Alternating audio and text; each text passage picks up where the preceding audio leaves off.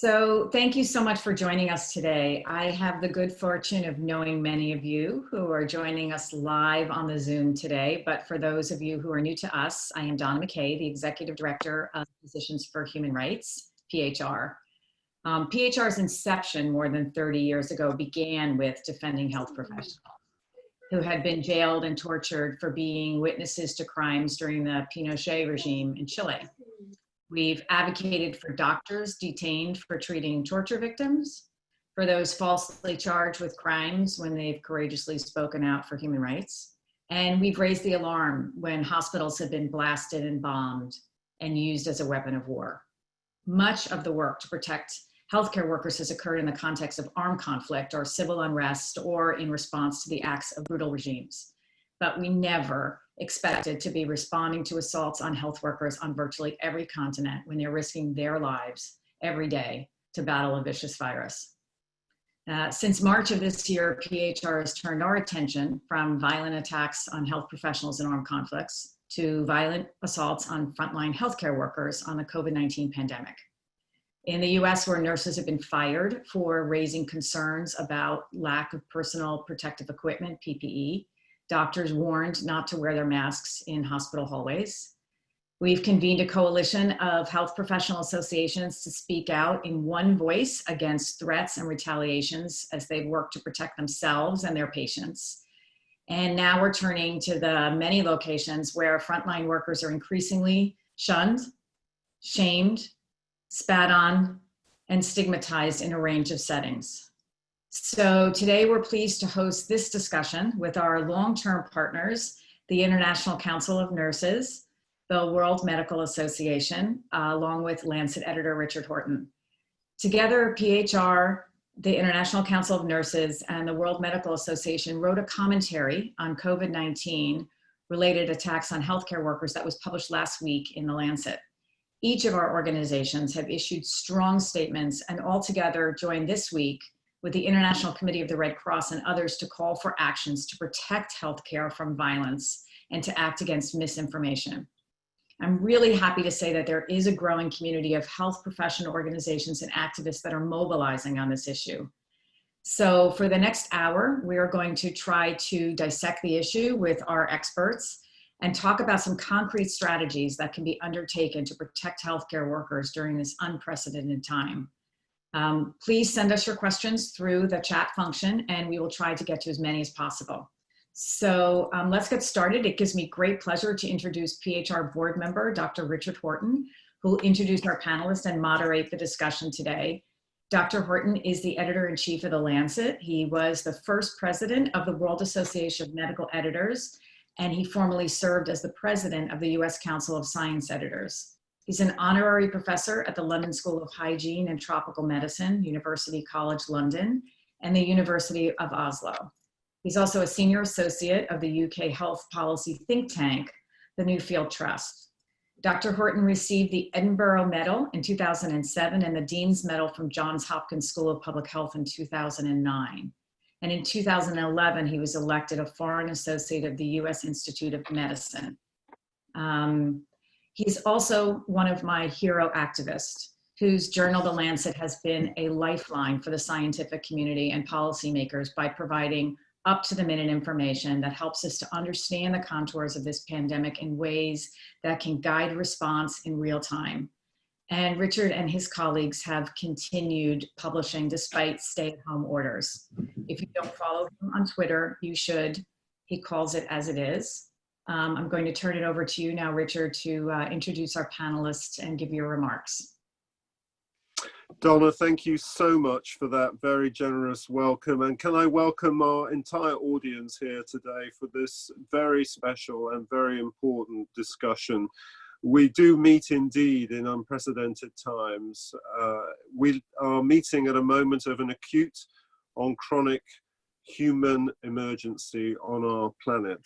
And navigating our way through this is going to be one of the greatest challenges our species has ever faced. I want to try and give you a little bit of broad context before we get into the discussion with the panel. In March and April I started to receive direct messages in fact through Twitter, from frontline healthcare workers in the United Kingdom. And I just want to read you some of these messages that I received because they're really quite frightening. It's terrifying for staff at the moment. Still no access to personal protective equipment or testing. The situation is horrendous for everyone. I don't feel safe. I don't feel protected. We're literally making this up as we go along. It feels as if we are actively harming patients. We need protection, total carnage, humanitarian crisis. Forget lockdown. We're living in meltdown in many practices. The hospitals in London are overwhelmed, brutal on the ground. The tsunami is coming.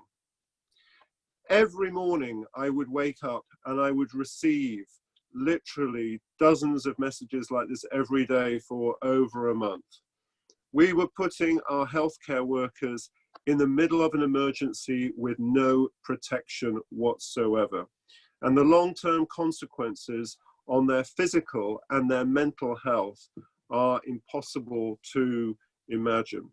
Our countries, despite the assurances from many governments, were simply not prepared, despite decades of warnings that a pandemic would at some point engulf the world again and again, as they have done repeatedly. This pandemic has not leveled us. It has accentuated, it has exploited existing inequalities across our society with frightening facility.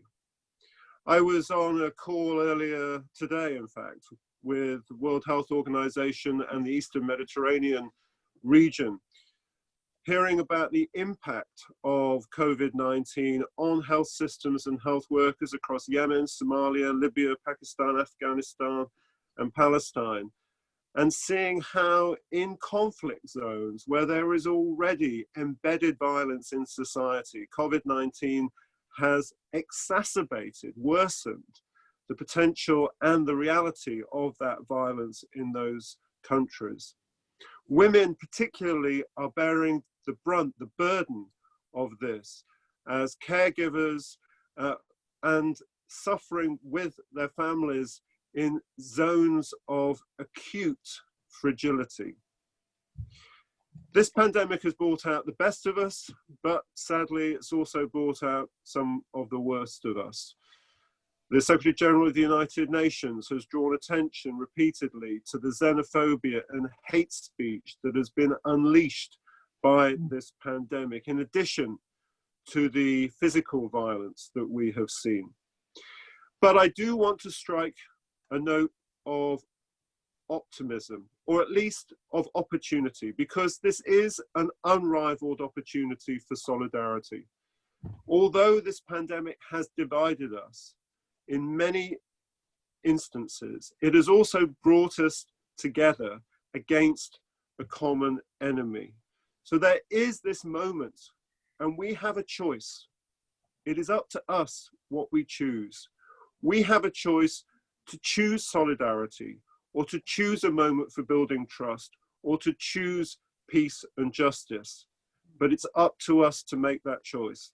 The panelists you're going to hear from now are all acknowledged and great leaders in their own fields, and it's a great pleasure for me to introduce them. And I'm going to introduce the three of them briefly now, and then I will hand over to them to speak.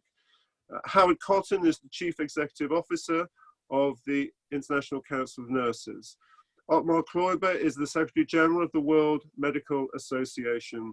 And as you've heard, Michele Heisler is the Medical Director of Physicians for Human Rights and Professor of Internal Medicine and Public Health at the University of Michigan. And all three of them have demonstrated important leadership at this particular moment of emergency. I'm going to start off with Howard Catton, who's going to give a few minutes of opening remarks, and each speaker will do so, and then we're going to go into a Q&A, and then it's over to you, the audience, to raise some questions too. So Howard, kick us off, please.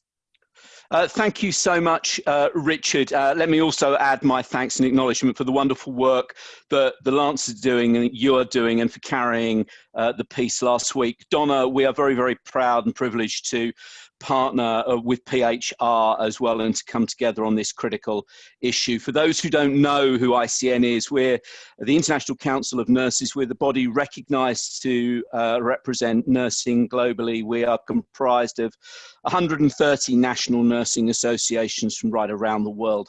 And from the start of the year, we have been receiving really worrying reports from nurses about verbal and physical assaults. I've spoken to many of them.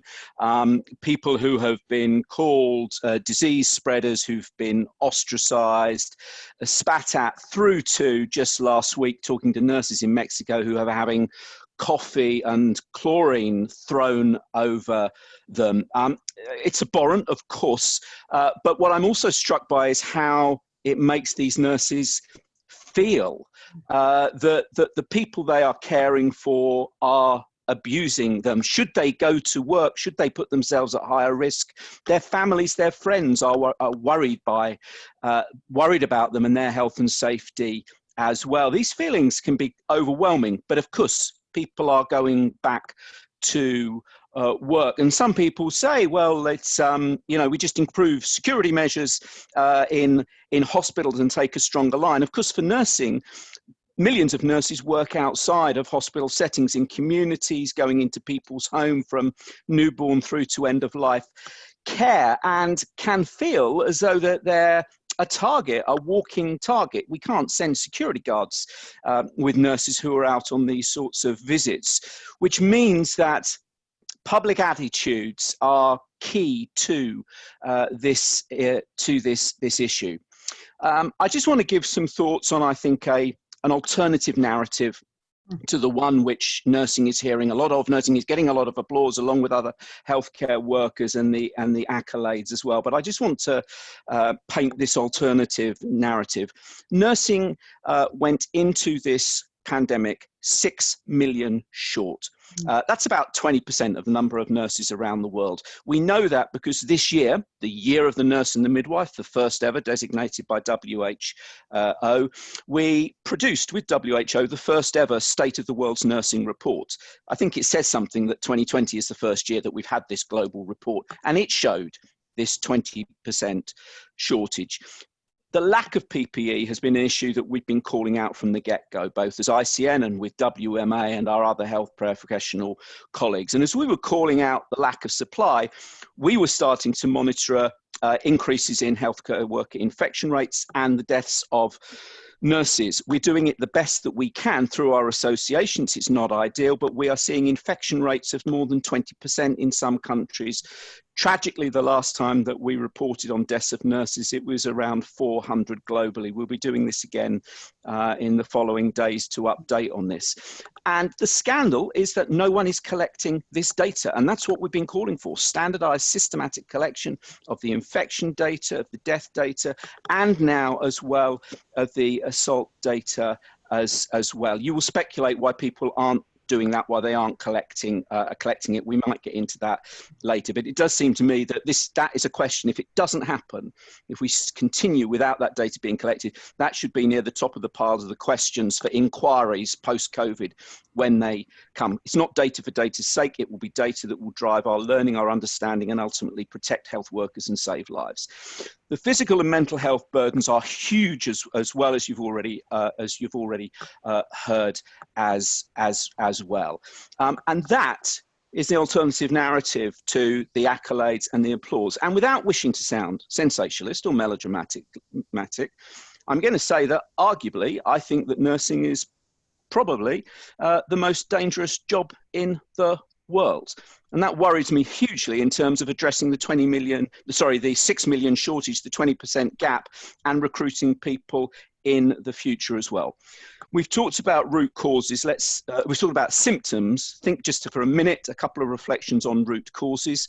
For nursing, I think that the fact that we are 90% female profession, gender inequality, the views, the perceptions of women's work, low value of nursing, we see this in inequalities in pay and per career progression, I think is a major issue for us as a profession. And in that State of the World's Nursing report I mentioned, I'm not going to run through all of the data, but there was a question. how many countries have measures in place to protect health workers from attacks? How many countries have measures in place to prevent attacks? The response was 37%, which when I first looked at was quite shocking that it was 37%, but it's worse than that, I'm afraid. It's 30% of 55 countries who responded. So only 20 countries responded to say that they had measures in place. Another root cause for us is in relation to leadership. We often struggle with invisibility of nursing leadership, not a recognition that nursing leadership needs to be at top decision-making tables. That's something that we're working on very strongly. But in order to, it's not just about having the positions, we need to have people who can then fulfill them and operate at that level. That requires development, mentoring and support, which has often been lacking as well. And we see sometimes just trophy positions created where the people don't have resources, funding to do the job properly. And then the third root cause for me that I want to highlight is the huge pressure that our health systems have been under in terms of underfunding, lack of resources, lack of equipment, at the same time as demand and expectations have been going up, and where the rubber hits the road, where you have high expectations, families literally fighting for the lives of their nearest and dearest, it's the health workers who are having to make those decisions, which well, you'll have seen and heard some of our leaders who like to defer back down to this is a clinical decision, this is a clinical decision.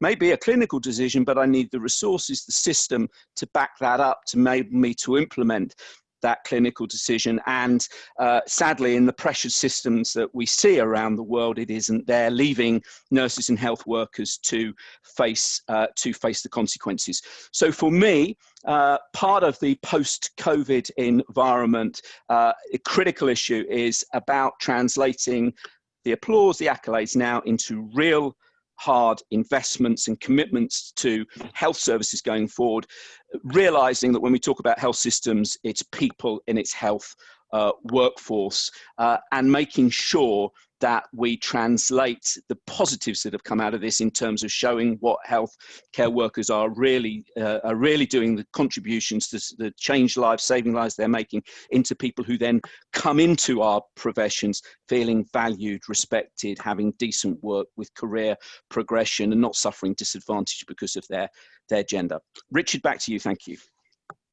Howard, thank you so much. You really got us off to a brilliant start, and thanks very much for underlining the importance of the year, the first year for the dedicated to nurses and midwives. It's a great moment and another opportunity we need to seize. Let me turn straight away to Otmar Claude, the Secretary General of the World Medical Association. It's a great honor and privilege to have you with us.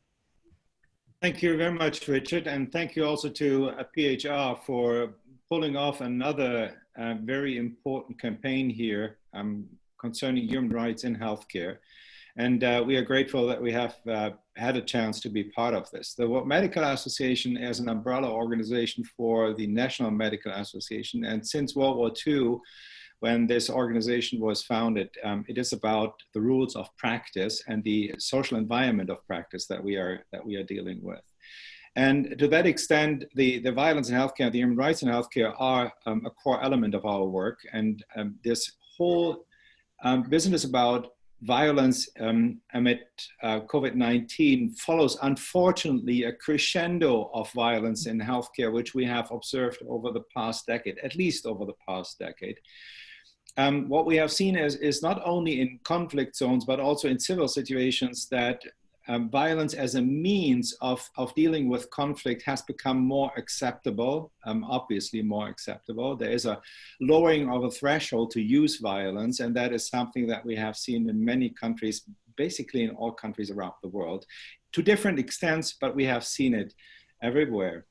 And this now culminated in acts of violence during the time of COVID-19, which have a little bit changed character, because there are basically two types which we have seen and have observed and have received reports on. Number one is very much stigma-based, so that there is fear against health professionals that they are spreaders of the disease. evictions from their homes, attacks on their ways homes, but also in clinics. That is what has been reported in some countries very badly, like for instance in India. But you have given other examples already before. And the third problem with violence that we have seen is that in authoritarian states, we are receiving reports which unfortunately we cannot confirm or negate, are those that doctors are and other health professionals are under pressure when reporting, when talking about COVID-19, talking about the situation they have with PPE, but also the casualties that are being coming out from this pandemic. So there's really a mixture now of very dangerous situations which we are seeing everywhere. And yes, it is different from country to country. There are countries which are certainly more peaceful and aggression may be mostly verbal, but then there are also places where it is really physical. Unfortunately, I must say, and let me echo what Howard has said already, has to do with the circumstances we are working in. The necessary research capacities which healthcare systems should have and the preparedness, the emergency and pandemic preparedness which we should have has not been given. Yes, it has been talked about a lot, but actually when we now came into the pandemic, we found out that there was no preparation. And everybody was improvising with the situation which we had. Very early we found, yes, there is not enough protective equipment that we have seen, which unfortunately has led to infections that have happened in hospitals. So making that not only a fake news, it was a news, and that certainly added to the problem of aversion against health professionals and this fear and stigma that they have experienced with that. But then what we also have seen in the, I would say, past 2 or 3 decades is that we are streamlining hospital processes, healthcare processes in a very industrial way, going to something like just-in-time delivery for goods, which we have had. That was nice. You picked up the phone or sent an email and you got what you needed in a couple of hours. But what we now find out is healthcare system is not made for just-in-time. We need to be prepared for surge capacities. We need to have these extra stockage that we need for emergencies. We need regional production. That is something what we learned not only from PPE and not only from COVID, but also with the medicine supplies, which are short in some instances now for times. And healthcare is probably more for just in case than just in time. And these extras which we need for being better prepared and to give the security to our health professionals, to have enough staff in the nursing field, but also in many places with physicians and other health professionals there, is something that we have been missing and certainly aggravated all these problems which we are now seeing and added to that. So when we come out of this pandemic, I think we all must be aware that we have to continue to campaign for a better pandemic preparedness, for a better preparedness with surge capacities, with drugs, with PPE, but, and that is what Howard said as well, also with human resources for health, and a better protection for them and a better acknowledgement of what they're doing. Just clapping in the evening at 8 o'clock is actually not enough. What we need is really a better acknowledgement of the work that is being done, which then has to realize in a better preparedness for the next incident. Back to you, Richard. Oddmar, thank you very much indeed. I like your switch from just in time to just in case and the emphasis on preparedness. Absolutely. And one of the striking lessons is that we've had so many scenario plans over the recent years where we knew we needed to have that just in case capacity and we didn't do it. Many governments just didn't do it. So it's been a real shock, I think, for the public to understand that lack of preparedness. Let's go straight away to Michele Heisler. Michele, it's great to see you, and you were the leading architect of the letter that we were proud to publish last week, and it's a great pleasure to have you with us as Medical Director of PHR. Yes, thank you, Richard, and thank you, Otmar and Howard. So in response to these attacks throughout the world, our three organizations are calling for 6 immediate actions, and I'll quickly summarize them, and then we can delve more into them. First, as both Otmar and Howard have stressed, we need good data on the incidents and types of attacks and other forms of aggression. One of the most important lessons from research so far is that we must examine the specific context of each attack, understand its dynamics and motives to determine best responses and solutions for prevention. So what are the patterns of attacks? Where are they more frequent? Who are the perpetrators? We need to understand both general trends and contextual factors that often determine the nature and impact of attacks. And we need to learn from and build on prior efforts to document violence against healthcare workers. Thus, we're calling on national and international organizations to work together in a coordinated effort. We recommend that data on attacks related to COVID-19 be gathered, and it could be included in the WHO surveillance system on attacks on healthcare, which was established in 2012. And all member states need to support this effort. National ministries of health, occupational safety bodies must also be involved. So the Safeguarding Health and Conflict Coalition has created mechanisms to analyze, share, and disseminate data on attacks with a focus on armed conflict zones. And I will say that PHR will be hosting the launch of their newest report on June 10. So come to that also, everyone. Their methods, along with those of Insecurity Insight, among others, do provide models that we can build on for information related to COVID-19, for violence. Our second request is that we need to forge effective multi-sectoral partnerships to prevent violence against healthcare workers, and as others have noted, against this rising crescendo. It needs to be more broadly conceptualized as violence protection. Healthcare workers are just one group experiencing this crescendo of violence. Local and state governments must partner with civil society, community-based groups, and media organizations, and critically important to engage with the community on prevention, bystander intervention, and reporting. I would also like to call out the Healthcare in Danger team of the International Committee of the Red Cross. They recently published an outstanding checklist that I think we all should look at as a really good guide. The checklist includes measures to detect risks, to prevent violence, to coordinate with security and other services, and document and monitor violent incidents. And drawing a little bit on what Otmar and Howard also said, it also emphasizes the right and responsibilities and necessary supports to healthcare staff that they can provide respectful and ethical care, and the critical importance of engaging, listening to, and communicating with surrounding communities.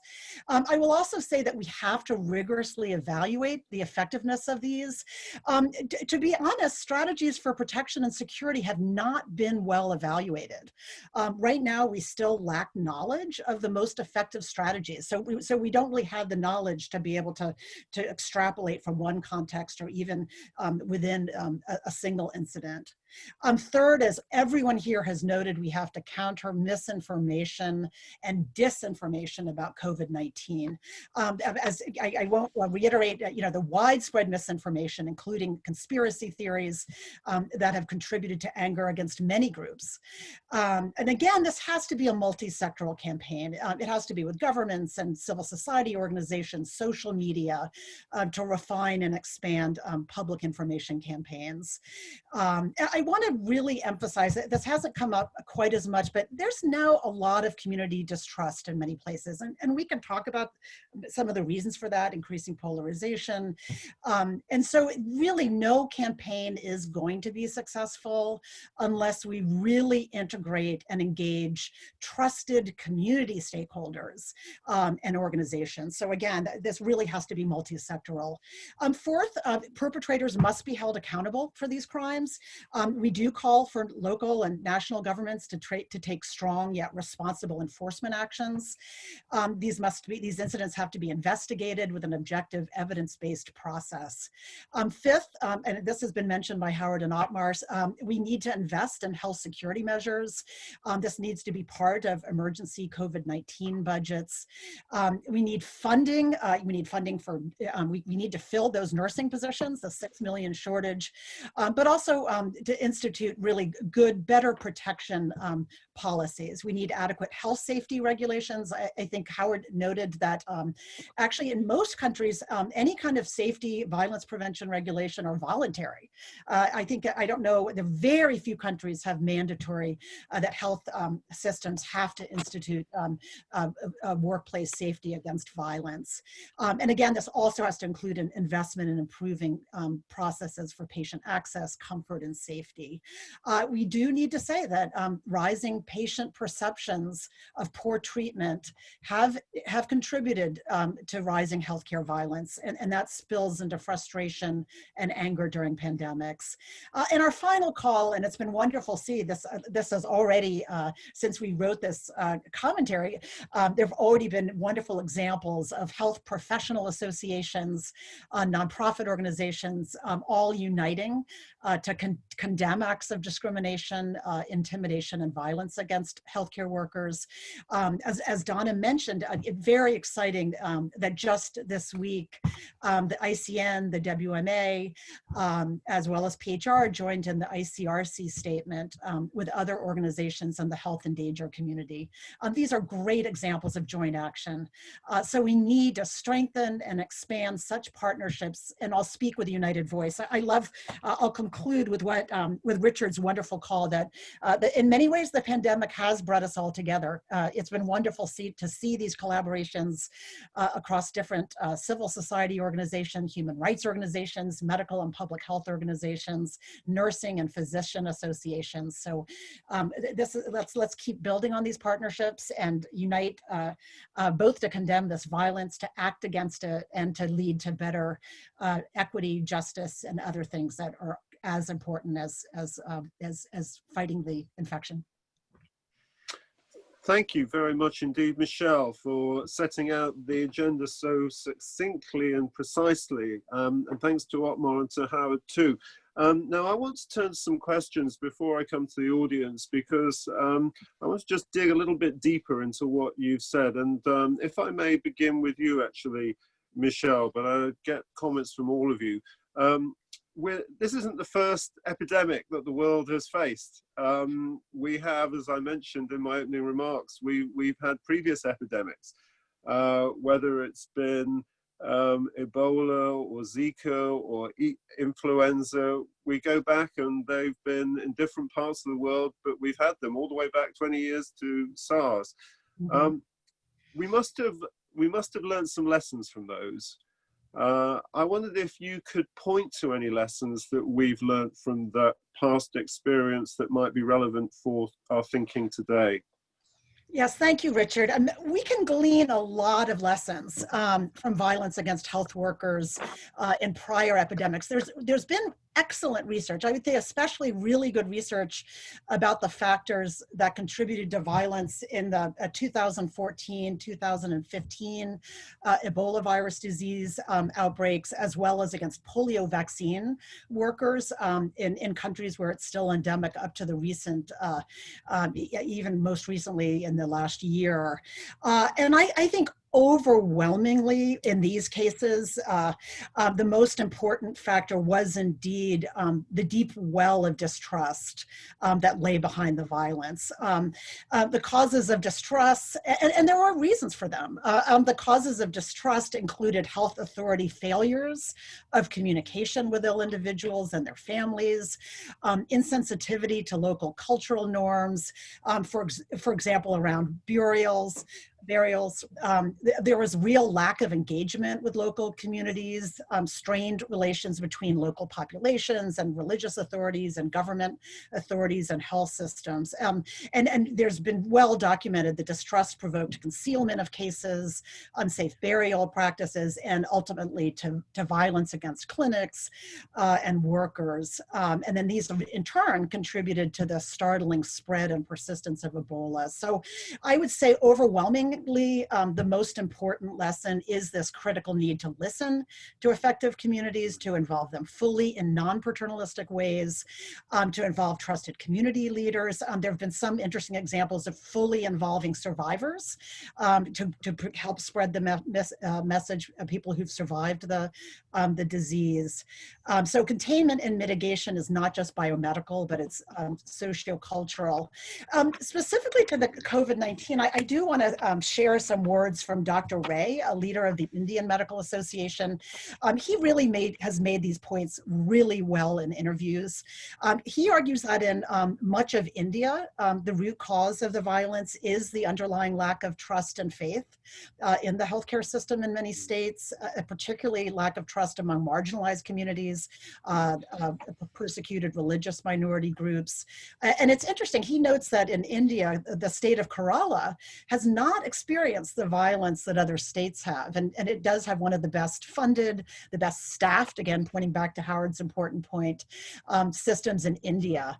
And so, you know, in his view, that's very important, that when you have more trust, you have more involvement, you have better systems in place. Just finally on this point, and then I want to hear what Howard and Otmar have to say. I would also say, as we're looking forward, this is going to be equally important if and when effective vaccines to prevent COVID-19 are developed.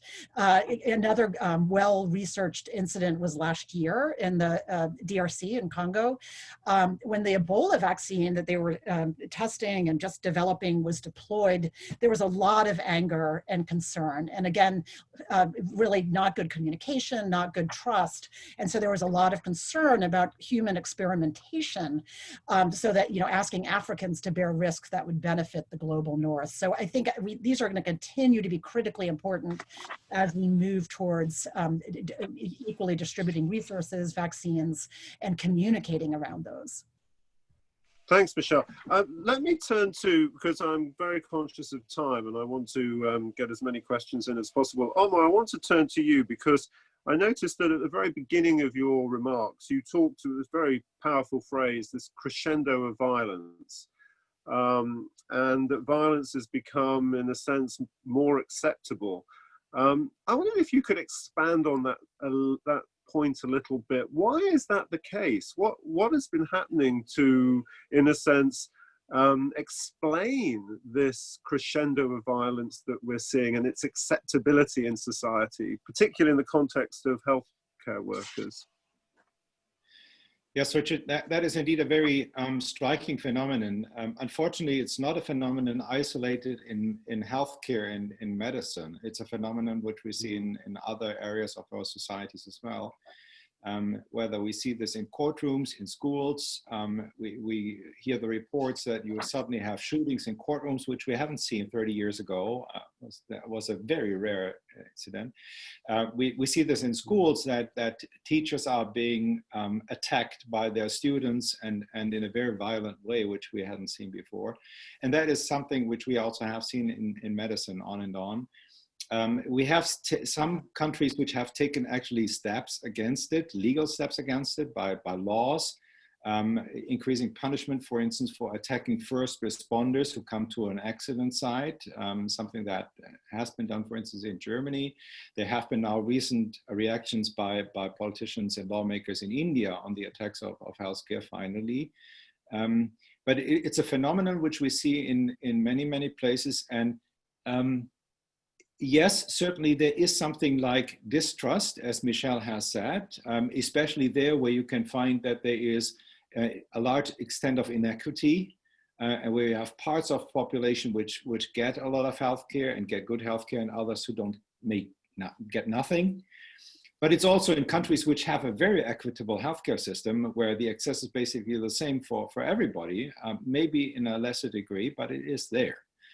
So we see this phenomenon everywhere. And of course you can say, well, if it's not a phenomenon in medicine, so why should we care and why should we do something? Now, the question is, of course, if not us, who is then going to start this? And we have to start this. And that is also an answer in part to the question for the learnings. Have there been learnings? Yes, there have been learnings from all these pandemics which we have had. Yes, we have wonderful papers where we summarized it. What have we done? Nothing. So it's not that we can just bash our governments, which have been hecticking around during the past month and going into action, which some of it look more confused than really coordinated. It's also us, because we have been living in a complacency, and let's face it, our organizations are very much and very heavily rooted in the rich part of the world. And our mistake was that we have said, oh, it's somewhere else. It's not us. And that is not true. I mean, we now see that we are living on the same planet. COVID-19 has demonstrated this very clearly. But again, the first reaction we have had was that we said, oh, we need all the PPE in our country. We're not going to share, no exports, no, and well, what are the poor countries doing in this world, who have not the means to compete in a global market and act very rapidly?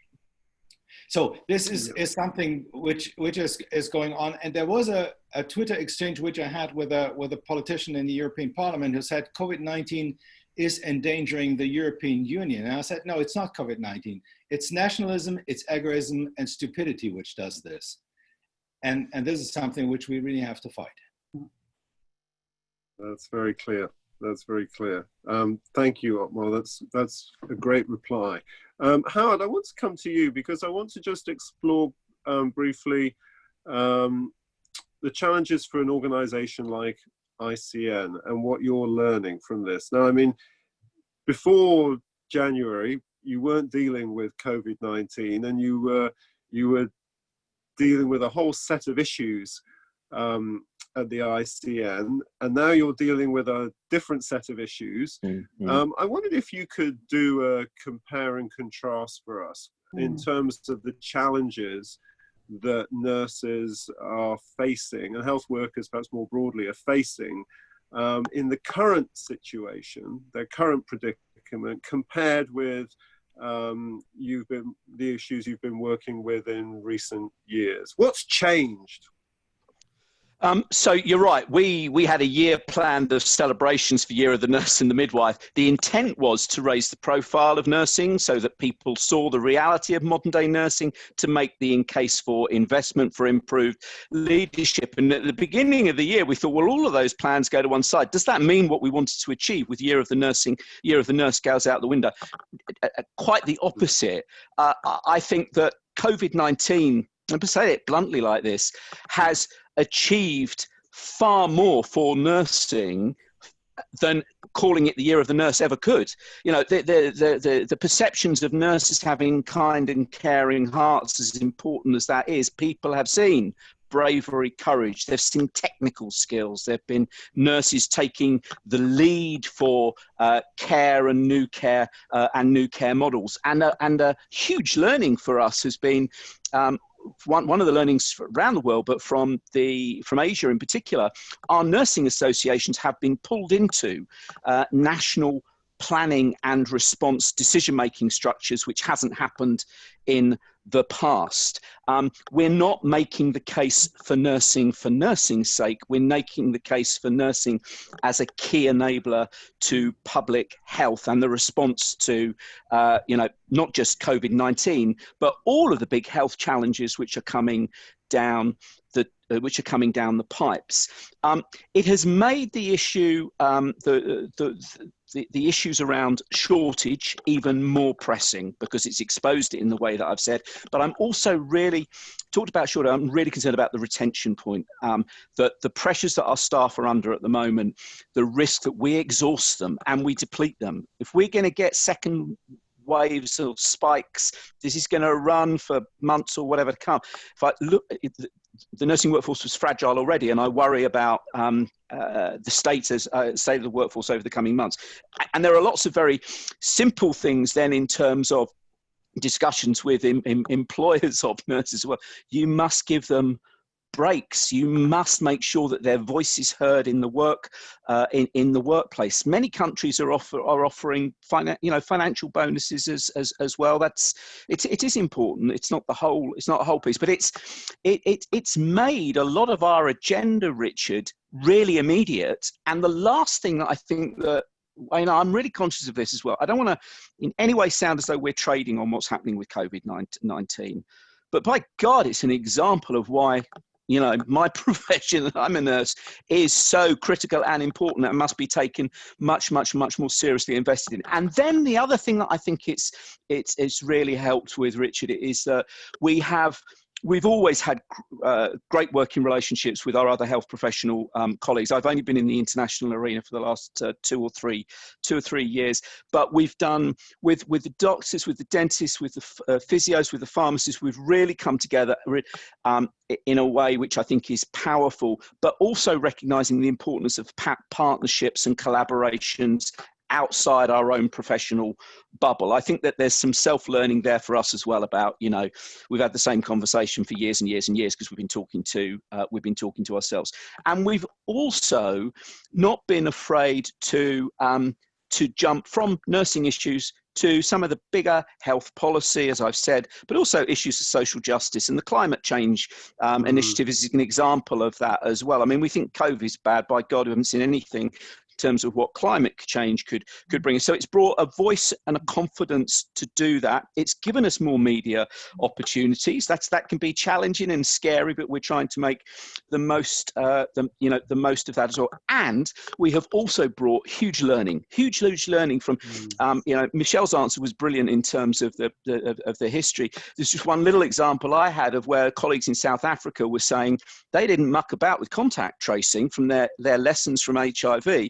Beginning of this, bang, and then you compare that to the UK's stop-start approach. I don't know what the latest is, but from what I've read and from what I've seen, so flipping around this high-income middle, we know better, we know best, to actually there's some massive link. And then nursing, our associations are the vehicle to bring that evidence, that intelligence, the reality to policy making. And I really hope that we manage to maintain that link, that golden thread between practice and reality on the ground to top decision making. Back to you, Richard. Thank you, Howard. Yes, absolutely. Now we've got some great comments and questions coming in, and I just want to put a couple of them to you in our remaining time. And this is an interesting reflection that we've had in. COVID-19 has not broken the system; it's just exposed broken systems. I rather like that. COVID-19 has not broken the system, it's just exposed broken systems. And this correspondent he said, discuss that. What do you think of that as a reflection? And I'm going to go to Michele first. Absolutely. I would say really beautifully and brilliantly stated.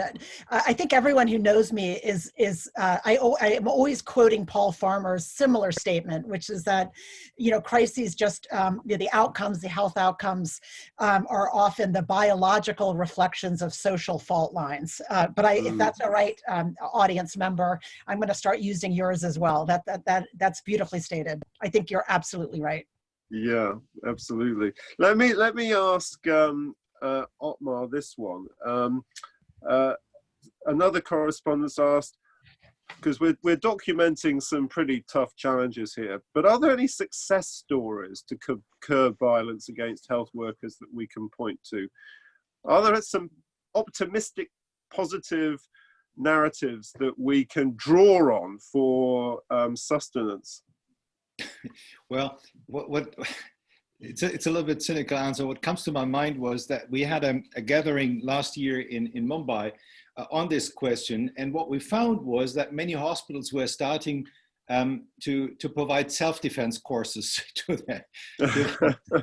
Well, that is not the answer. That is not the answer we are looking for, most likely. Now, there is indeed a number of good approaches that have been actually collected in the Healthcare in Danger campaign by the ICRC, looking into which mechanisms we can use in order to moderate tensions and to deal with those questions.